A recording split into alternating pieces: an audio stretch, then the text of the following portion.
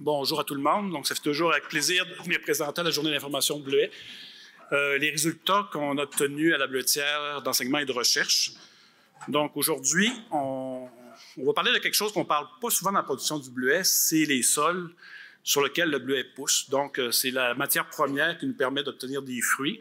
Donc, aujourd'hui, on va regarder ce qui se passe dans le sol avec les différentes pratiques culturelles qu'on applique et voir les effets à moyen terme, donc des résultats de 6 ans. Donc, c'est quand même un peu exceptionnel. Là, il n'y a pas beaucoup de projets de recherche qui sont effectués ici dans l'Est des États-Unis et Canada qui présentent des données sur les sols des bleuetières.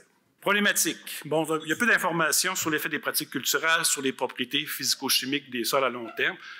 Quand on parle physico-chimique, on parle du pH du sol et les éléments nutritifs, le phosphore, potassium, calcium, magnésium. Donc, au niveau de la fertilisation, on sait qu'à court terme, on produit une acidification du sol, donc le pH du sol diminue. On sait aussi qu'on va accumuler du phosphore et du potassium dans le sol avec l'application des engrais, et aussi qu'un potentiel de lessivage de l'azote et du phosphore si on applique de grandes quantités. Au niveau du type de fauche, donc brûlage versus fauche mécanique, il n'y a pas beaucoup d'informations, donc c'est des vieilles études des années 70 qui parlait que le brûlage pouvait apporter des éléments nutritifs, mais le brûlage à l'époque se faisait avec des apports de paille, donc la paille apportait des éléments nutritifs, et aussi il y avait le brûlage de la matière organique en surface qui libérait potentiellement des éléments.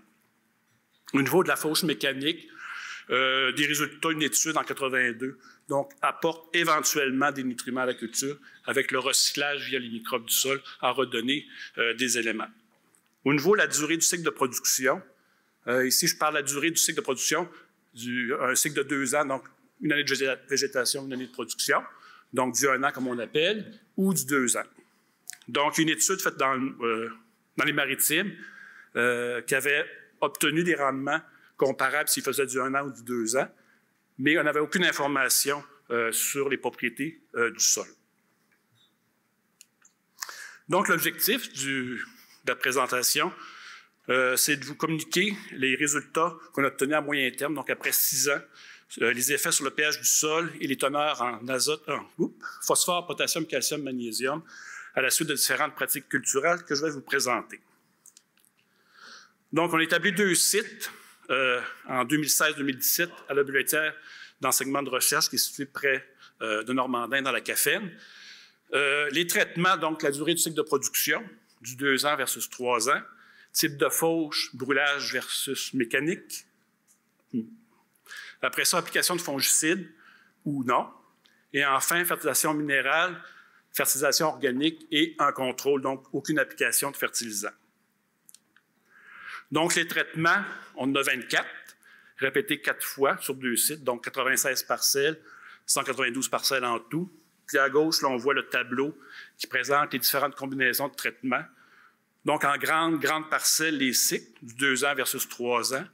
En sous-parcelle, la fauche mécanique versus mécanique plus brûlage.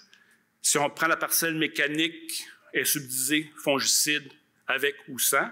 Et chaque parcelle avec fongicide est subdivisée encore une fois en fertilisation minérale, organique et un contrôle sans application de fertilisant. Donc, on a toutes les combinaisons là, possibles qui nous donnent 24 traitements. Au niveau de la fertilisation, on a appliqué une fertilisation organique, Lactisol, 1000 kg à l'hectare, qui apporte 50 unités d'azote, 30 de P et 20 de K. Au niveau de la fertilisation minérale, on a appliqué des quantités équivalentes avec du sulfate d'ammonium, super triple phosphate et du sulfate de potassium. Évidemment, le contrôle. Application de fongicide Proline, une seule application à l'année de végétation. On a échantillonné les sols à chaque mois de septembre avant les travaux de fauche ou de brûlage, et on a déterminé le pH à l'eau et on a évalué la disponibilité des nutriments estimés à la suite d'une extraction Ménage 3, donc le même type d'analyse que vous avez suite au rapport que vous avez d'AgriDirect ou les autres compagnies là, qui font les analyses de sol. Donc ici, c'est une vue aérienne des parcelles de recherche.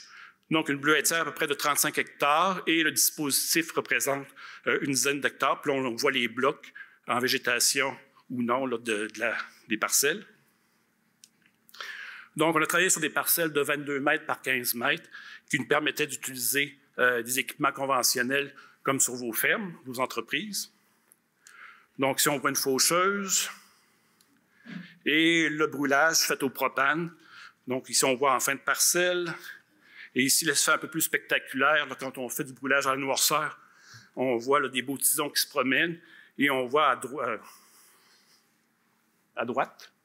Donc, l'effet du brûlage au sol, on voit quand même qu'il y a des zones un peu plus brûlées. Là, on voit des bandes liées au brûlage. Là, et on voit quand même que ça demeure un brûlage très superficiel qui ne va vraiment pas en profondeur. Les applications d'engrais ont été faites avec un épandeur manuel et on se promenait là dans les parcelles pour faire l'épandage des engrais aussi bien organiques que minéraux. On commence avec les résultats, dans le fond, qu'on a obtenus. Donc, on voit ici le pH du sol en fonction de la couche de sol, 0,5 cm, en fonction des différents traitements. Donc, en bleu, fertilisation minérale, en orange, fertilisation organique, et le gris, c'est le témoin, donc sans application d'engrais. On voit que le pH du sol a diminué au cours des 6 années d'expérimentation. On voit que le pH du sol a diminué de façon beaucoup plus importante avec la fertilisation minérale, encore plus acide que le contrôle où est-ce qu'on n'a pas appliqué d'engrais. Et on voit que la fertilisation organique, le pH a légèrement diminué, mais de façon beaucoup moins importante qu'avec la fertilisation minérale. Si on regarde le graphique en dessous, pour le 5-20 cm, on voit également que le pH du sol a diminué. Évidemment, le sulfate d'ammonium a tendance à clissiver, donc va acidifier le sol. Donc, les effets qu'on a mesurés, qu'on a observés, sont conséquents avec la littérature. On a voulu savoir aussi au niveau du type de fauche si ça avait un impact sur le pH du sol. Donc, on disait que le brûlage pouvait apporter des cendres, donc évidemment des cations. Est-ce que ça avait un effet sur le pH du sol? On voit dans le fond que le bleu, c'est le brûlage. Le pH est plus acide qu'avec la fauche mécanique. Donc, il y a une plus grande acidification causée par le brûlage. Une hypothèse, c'est qu'on aurait pu avoir un lessivage des cations, donc une acidification. Mais par ailleurs, dans la couche 5 à 20 cm, on voit qu'il n'y a pas eu d'effet au niveau du pH du sol. Donc, est-ce qu'il y a vraiment eu du lessivage des nutriments? On passe au phosphore. Donc, le phosphore est quand même un élément important dans la production de bleuets. Et on voit qu'avec la fertilisation organique et minérale, il y a eu une accumulation dans le profil du sol. Si on compare les courbes orange et bleu versus le gris, on voit que les courbes sont plus hautes. Donc, il y a eu une accumulation du P dans le sol, suggérant qu'une partie de l'engrais qu'on a appliqué n'a pas été utilisée entièrement par la plante. Donc, une accumulation dans le sol.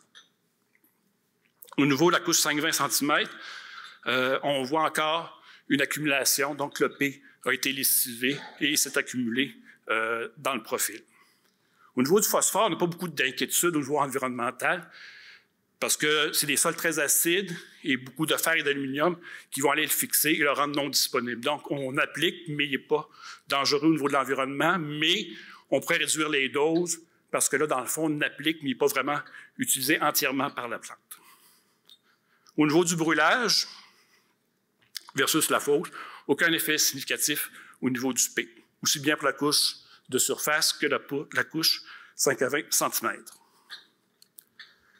Potassium, donc le troisième chiffre de la formulation, le troisième lettre de la formulation. Donc, on voit encore une fois qu'avec les courbes orange et bleues, donc les fertilisations minérales et organiques, on a eu des accumulations significatives de potassium dans le profil du sol. Et on voit que pour la couche 5 à 20 cm, que les quantités sont plus faibles, sont comparables, donc il y a peu de potassium qui a été lessivé. On voit juste un petit effet significatif à la dernière date d'échantillonnage. Au niveau de la fauche, les graphiques de droite, aussi bien la couche de surface 0,5 et le 5-20 cm, aucun effet des pratiques de fauche et brûlage sur les teneurs en potassium du sol. Calcium, ici c'est intéressant. On voit vraiment qu'avec la fertilisation organique, la courbe orange, il y a des augmentations significatives du calcium dans le sol. On sait que l'actisol contient quand même des quantités non négligeables de calcium, près de 80 kg à l'hectare qu'on apporte. Donc, on a enrichi notre sol en calcium. Et on voit que même avec la fertilisation minérale, la petite ligne bleue, est en dessous du témoin. Donc, la fertilisation minérale a comme favorisé un appauvrissement en calcium en occasionnant un plus grand prélèvement des éléments nutritifs dans le sol. Donc, on crée un appauvrissement. Et au niveau de la couche 5 à 20 cm, on voit le même effet. Dans le fond, une certaine quantité de calcium qui a diminué avec la fertilisation minérale, mais au niveau de la fertilisation organique, il y a une certaine accumulation, enrichissement dans le profil. Pour la couche 0,5 et 5,20, au niveau de la fauche et brûlage, aucun effet significatif. On ne lâche pas. On est rendu au magnésium. Encore la même chose avec la fertilisation organique. On a apporté du magnésium, donc on a enrichi la surface du sol. Avec la fertilisation minérale, on a favorisé un plus grand prélèvement des éléments nutritifs sans apport de magnésium, donc une diminution du magnésium dans le sol, aussi bien pour la couche de surface que pour la couche 5 à 20 cm. Au niveau de la fauche versus brûlage, aucun effet significatif au niveau du magnésium. Donc, la durée du cycle, je n'ai pas parlé, faisait partie des facteurs quand même considérés, parce que dans le cycle de 2 ans versus 3 ans, sur une période de 6 ans, avec le 2 ans, on a appliqué 3 fois des engrais. Donc, on a appliqué 33 % de plus qu'avec la fertilisation sur un cycle de 3 ans. Mais les effets sont comparables dans le fond. Il y avait des interactions, mais pour simplifier la présentation, je ne les ai pas présentés, mais les effets sont similaires. Une fois du fongicide, ça aurait été étonnant d'avoir des effets significatifs, donc aucun effet. Donc, effectivement, ce que je vais vous présenter là, en fait, c'est partie 2 de ce que Jean vient de vous présenter. On a échantillonné le même dispositif, mais étant donné qu'on mesure autre chose, ça va dire autre chose, d'autres genres d'informations très complémentaires. Ce travail-là, là, je l'ai mis les auteurs, c'est quand on travaille à l'université, Valérie, tu peux en témoigner, c'est jamais nous autres qui travaillent vraiment, c'est les étudiants. Donc, ça, c'est le travail de maîtrise de Julie qui a gradué là, dans le temps des fêtes, puis qui est partie en France, là, qui ne pouvait pas être là aujourd'hui. Donc, je vais essayer de présenter du mieux que je peux. Comme Jean le disait, il y a peu d'informations au niveau édaphique, là, au niveau de la science du sol dans le bleuet sauvage. C'est malheureux parce que ça l'indique un peu la direction dans laquelle on prend. Est-ce que ça va, à savoir, est-ce que c'est une pratique durable, est-ce que c'est un système qui est résilient, etc. Donc, notre but, ben là, on est rendu à l'année 6 du dispositif à la bleuetière d'enseignement et de recherche. On a assez de vécu là, pour essayer de répondre à ce genre de questions-là. Puis pourquoi s'intéresser à l'azote puis au phosphore potentiellement minéralisables? Bien, Pierre-Olivier l'a bien vulgarisé, c'est de l'engrais gratis. Donc, effectivement, ce que le sol fournit, hein, on n'a pas besoin de l'ajouter en engrais. Puis, bien, aussi, ce que le sol fournit, ça rend le système beaucoup plus résilient dans le temps, beaucoup plus durable également dans le temps. Donc, comme objectif, on avait comme objectif de mesurer les impacts de la fauche, du fongicide ou de la fertilisation sur ce fameux potentiel de minéralisation de l'azote et du phosphore. Soit dit en passant, cette mesure-là n'a jamais été faite dans le bleuet sauvage dans le monde. Ah, ça, c'est un beau schéma que je présente souvent aux étudiants. Je le décrirai pas en détail aujourd'hui. Ce que vous devriez essayer de voir ici, c'est que j'ai mis des flèches vertes et des flèches rouges. Les flèches vertes, c'est ce qu'on veut, puis des flèches rouges, c'est ce qu'on veut pas. Donc, quand le producteur applique de l'engrais, ici, ben, il applique essentiellement, s'il applique de l'engrais minéral, il applique du sulfate d'ammonium, donc ça s'en va directement enrichir le pot de l'ammonium ici. Si on est biologique, on applique du fumier, on enrichit le pot de la matière organique. Hein, on n'applique pas des engrais sous forme de nitrate ici, parce qu'on n'est pas dans un système de production, par exemple, de maïs-grain. Hein, le bleuet sauvage, ça on le sait, il n'absorbe pas très bien le nitrate et ça devient toxique relativement rapidement. On veut vraiment conserver le cycle au niveau de l'ammonium et non du nitrate. Puis quand que le bleuet prend l'ammonium, bien là, il fait de la matière organique, il fait de la biomasse. Quand on fauche, ça retourne dans le pot de la matière organique. Puis ce pot-là bien, est reminéralisé en azote minéral l'année d'après, par exemple. Puis aussi, quand on parle de nitrate, c'est pas souhaitable parce que le nitrate peut prendre essentiellement 2 routes, soit 3, se faire absorber par les plantes, ou se faire convertir en N2O, donc en protoxyde d'azote, un gaz à effet de serre qui est vraiment pas souhaitable. Anthony va en parler tantôt, ou bien se retrouver dans les eaux souterraines. Le nitrate étant chargé négativement, il est moins bien retenu par le sol. Donc ça, c'est plein de bonnes raisons de ne pas favoriser le nitrate puis de favoriser l'ammonium dans le système bleuetière. Au niveau du cycle du phosphore, c'est beaucoup plus simple. On applique essentiellement le phosphore de deux façons, sous forme organique à l'aide de fumier ou sous forme d'acide phosphorique, donc le fameux ion orthophosphate, le PO4. Puis ça, il n'y a pas vraiment de différence entre le bleuet sauvage et le maïs là, dans la littérature. Donc, les deux absorbent le phosphore sous forme de ces formes d'orthophosphate-là. Encore une fois, le phosphore est retourné à la matière organique quand vous fauchez, puis il peut être reminéralisé dans le système l'année d'après. La particularité avec le phosphore, ou particulièrement l'orthophosphate, c'est qu'il peut se faire absorber vraiment facilement par les particules de sol, puis pas n'importe quelle particule, le fer et l'aluminium. Donc, les agronomes sont bien au fait de la capacité de fixation des sols. Quand on parle de l'indice de saturation en phosphore, c'est ça qu'on veut dire, c'est on veut calculer le ratio entre le phosphore puis le fer et l'aluminium pour bien connaître cette fixation-là. Puis le phosphore peut voyager dans les eaux via, par exemple, l'érosion hydrique. Donc, quand une particule de sol voyage de votre champ vers le cours d'eau, c'est là qu'elle commence à polluer l'environnement au niveau du phosphore. Pour la méthodologie, essentiellement, c'est le site de la bleuetière de recherche. Je vais y aller rapidement. Là, on échantillonnait exactement les mêmes parcelles. Donc, on avait la fauche comme traitement, donc mécanique thermique, fongicide avec et sans, puis fertilisation minérale, organique et aucune. On n'a pas échantillonné le cycle de 2 ans que Jean y parlait tantôt parce on va refaire ça, on va se revoir dans 4-5 ans pour parler de ça plus tard. Puis, au niveau de l'échantillonnage, on échantillonnait en 2021, donc après 5 années de traitement. Donc, on commençait à avoir un historique intéressant. Puis, il y a 2 profondeurs. Moi, je l'ai marqué 5 à 0 cm parce qu'en pédologie, l'horizon organique, c'est 5 à 0. Puis de 0 à 15. C'est les mêmes horizons, en fait, que Jean a mesuré tantôt, excepté tout de Jean, tu avais parlé de 5 à 20. M'excuse la confusion. L'azote potentiellement minéralisable, comment on a réalisé ça? Comment on a déterminé l'azote et le phosphore que le sol était capable de vous donner, qu'est-ce qu'il y avait dans le ventre? On a réalisé des incubations au laboratoire. Donc, on a vous voyez des échantillons de sol dans un incubateur qu'on set up à différentes températures.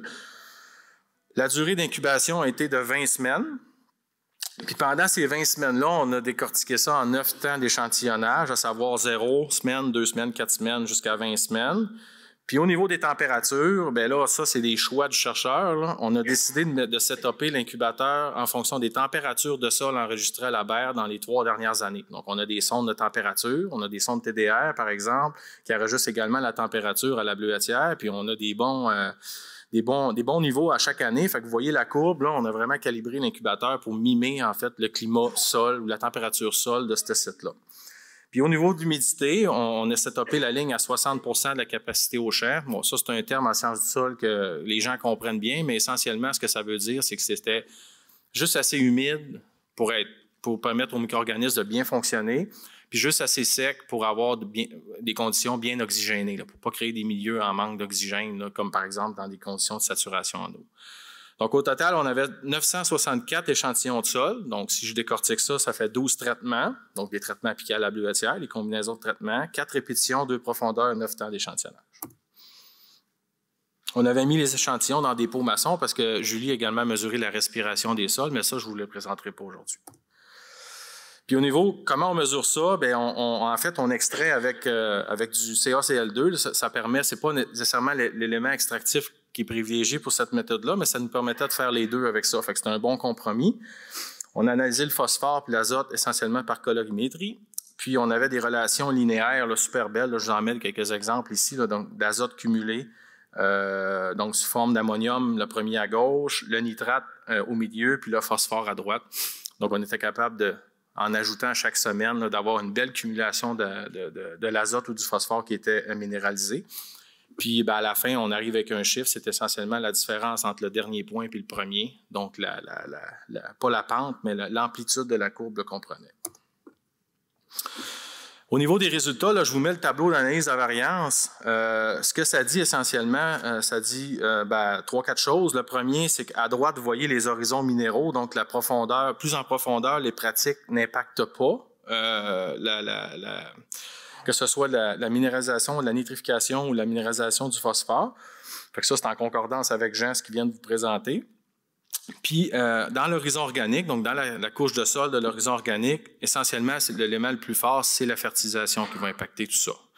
Puis ensuite de ça, on a, je vais vous les présenter là, dans les diapos suivantes, on a la fauche qui va impacter la nitrification. Donc, si on décortique ces résultats-là, pour le premier, on voit par exemple en axe horizontal, on a les traitements fertilisants, donc le sang, le traitement organique, puis le minéral. Puis en Y, on a la minéralisation, donc la production d'ammonium à travers le temps pour des incubations de 20 semaines. Donc les résultats sont super clairs. On voit que quand on ajoute de l'engrais minéral, on augmente de beaucoup la capacité du sol ultérieur là, à nous fournir de l'ammonium dans le temps. Tandis que quand on ajoute de l'engrais organique, ça n'arrive pas, puis quand on ne met pas d'engrais, bien, ça arrive encore moins. Ben, de toute façon, c'était égal les deux. On a aussi à voir l'axe des Y là, qui était rapporté en kilos d'ammonium à l'hectare. Donc, on pense souvent que ces sols-là sont stériles, qui ne minéralisent pas beaucoup, ben, stériles entre guillemets, mais qui sont pauvres, etc. Mais quand on fertilise, là, année après année, on a des quantités d'ammonium qui se rapprochent de 125-130 kilos d'azote à l'hectare. Donc, les bactéries travaillent extrêmement fort, les champignons extrêmement fort dans ces sols-là. Puis pour expliquer ça, hein, c'est assez simple. Quand on fertilise avec de l'azote minéral, on augmente les taux de matière organique. Donc, la plante fait plus de biomasse. Il y a plus de résidus que vous fauchez quand vous fertilisez bien. Puis à la longue, mais ça apporte plus de matière organique. Puis ce gain de matière organique-là, ici, il n'était pas significatif, mais honnêtement, les courbes ils ont vraiment la même shape. On voit vraiment que l'augmentation de matière organique du sol a tendance à augmenter la minéralisation de l'azote. Au niveau de la nitrification, ça, je reviens à mon début, on ne veut pas ça, on ne veut pas de nitrate dans nos sols de bleuetière. On voit que c'est l'inverse, c'est l'engrais organique qui favorise la nitrification au détriment de l'engrais minéral. Donc, on voit que l'engrais organique augmente de beaucoup la nitrification ou la production de nitrate, alors que l'engrais minéral, lui, diminue par rapport aux témoins la nitrification. Ça, comment on explique ça? C'est essentiellement, c'est connu dans la littérature, les bactéries qui font de la nitrification sont fortement impactées par le pH du sol. Donc, quand on fertilise, on diminue le pH, puis on diminue l'habilité des bactéries nitrifiantes à convertir l'ammonium en nitrate. Donc ça, c'est... Puis si je reviens aux résultats à Jean, là, j'étais allé... Excuse-moi Jean, j'étais allé un print screen de tes résultats. C'est exactement ce que Jean a montré. Quand on fertilise avec de l'engrais minéral, on diminue le pH. Puis en diminuant le pH, oui, vous favorisez vos mauvaises herbes, bien, vous diminuez la présence de vos mauvaises herbes, mais vous diminuez la capacité de vos bactéries du sol à produire des nitrates. Puis ça, c'est souhaitable. Puis l'engrais Actisol, lui, vous le voyez au niveau du pH, par rapport aux témoins, l'engrais Actisol ou le fumier de poulet vient rehausser votre pH du sol. Fait qu'il vient augmenter la capacité de ces bactéries-là à convertir l'ammonium en nitrate. Au niveau du phosphore, les deux engrais se comportaient de façon relativement similaire en ce qui concerne la minéralisation du phosphore. Donc, on voit que quand on ajoute des engrais, que ce soit minéraux ou organiques, on augmente la capacité de beaucoup. Là, on parle de entre 75 et 200 kilos de phosphore à l'hectare, donc ce n'est pas négligeable encore une fois. Donc, on augmente la capacité des bactéries à minéraliser ce phosphore-là. Alors que quand on ne fertilise pas, bien, on voit que c'est plus tranquille. Qu'est-ce qui explique ça? Bien, on voit essentiellement, si là, je vous rapporte les teneurs en P du sol au fil des années. Donc, on voit que quand on fertilise avec de l'engrais minéral, on enrichit le sol. Ça, Jean vient tout juste de vous le présenter. Puis quand on fertilise avec de l'engrais organique, on enrichit encore plus le phosphore du sol. Voilà, je vous présente les résultats à Jean ici. Puis un autre aspect aussi que je voulais vous présenter par rapport au phosphore, ça c'est peut-être plus pour les agronomes, mais on voit que par exemple l'engrais organique puis l'engrais minéral augmente l'indice de saturation des sols en phosphore. Donc on voit qu'après 5 ans, l'engrais organique arrive proche du seuil d'intervention au niveau de l'ISP. Donc on pourrait penser qu'on commence, dans le fond, ce pointillé-là, ça a été déterminé par Jean là, dans les années 2010, 13, je pense, tu avais publié ça à l'époque. Donc, à partir de 2,8, ce que ça dit, c'est que ça ne donne plus rien de rajouter du phosphore. Donc, on commence à polluer l'environnement, entre guillemets. Fait que, tu sais, on voit que l'engrais organique arrive là plus rapidement que l'engrais minéral. Tantôt, j'avais des résultats significatifs par rapport à la fauche. Fait que là, je vous les présente. On voit la nitrification en fonction de la fauche. Donc, on voit que la fauche mécanique augmente la nitrification du sol, donc la conversion d'ammonium en nitrate. Est-ce qu'il y en a qui se rappellent c'est quoi le facteur qui influence la nitrification? Le pH. Donc, si vous voyez la figure du pH, exactement. Donc, on voit que ça, c'est exactement aussi ce que Jean vient de présenter. on voit qu'à la longue, la fauche thermique diminue le pH du sol, probablement un lessivage de cation, puis probablement autre chose aussi, mais quoi qu'il en soit, la fauche thermique diminue le pH du sol légèrement dans l'horizon organique, puis ça, c'est souhaitable, on va dire à long terme. Quoique la nitrification était significative, mais ce n'était pas catastrophique, là, comme dans le cas du fumier de poulet, par exemple.